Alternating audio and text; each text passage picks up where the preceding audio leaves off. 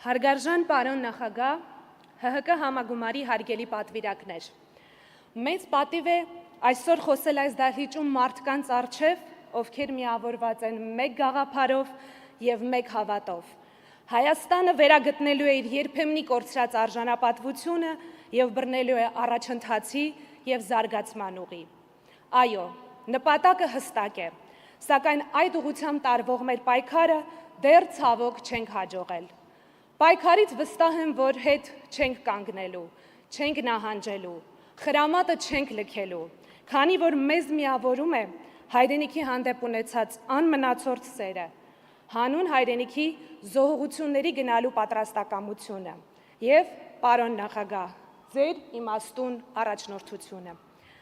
Պետության հզորությունը չի չափվում միայն տնտեսությամբ կամ ռազմական կարողություններով։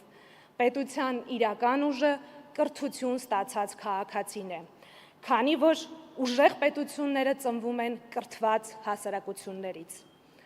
Կրթական համակարգը նորանկախ Հայաստանում ապրում է իր ամենաքաղաքականացված ժամանակահատվածը։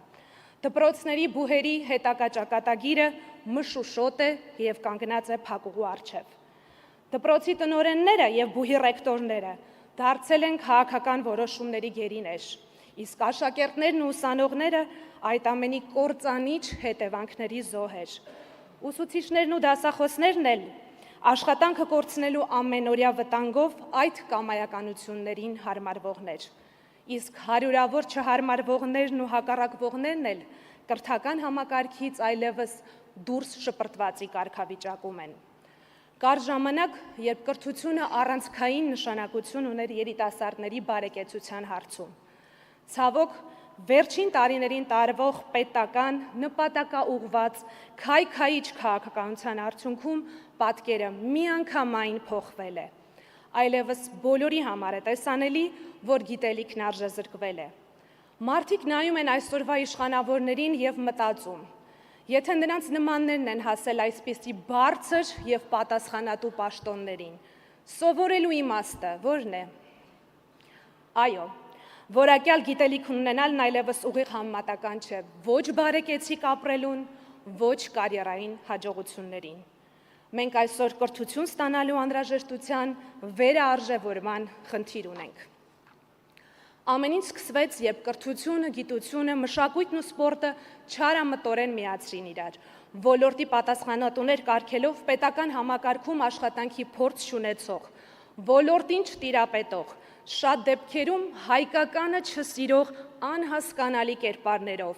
որոնք ջանք ու եռան չխնայեցին ավիրելու նշված ոլորտները, արմատավորելով այնպիսի արատավոր երևույթներ, որոնք հեռու են հայ ինքնությունից։ Նրանք եկել են կրթությունից դուրս հանելու ազգային բաղադրիչը և դա անում են գիտակցված ու վճռական։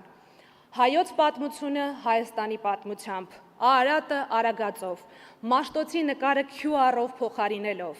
խեղաթյուրված նյութերով և օտարածին քարոզչության դրսևորումներով դասագրքերը կրթական համակարգ ներմուծելով։ Դե իսկ առաջին քրիստոնյա երկրում հայոց եկեղեցու պատմություն առարկան էլ տարալուծելը հիմք դրեց հայ առաքելական եկեղեցու դեմ տարվող անբարո պայքարին, ինչի վերջնանպատակն էլ ազգային եկեղեցին շարքային կրոնական կառույցի վերածելն է։ Պատկերը քանի գնա, ավելի զարհուրելի է դառնալու։ Այո, պայքարել է պետք, և այդ պայքարի առաջամարտիկը պետք է լինի Երևանն ու երևանցին, իր վրա վերցնելով հիմնական բեռը, եթե իհարկե չի ուզում դառնալ Իրիվան կամ իրիվանցի։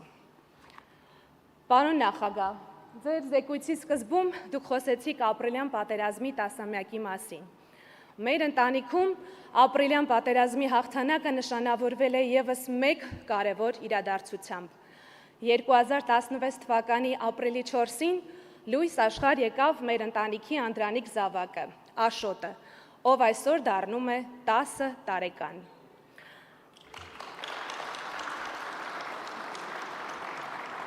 Հիշում եմ,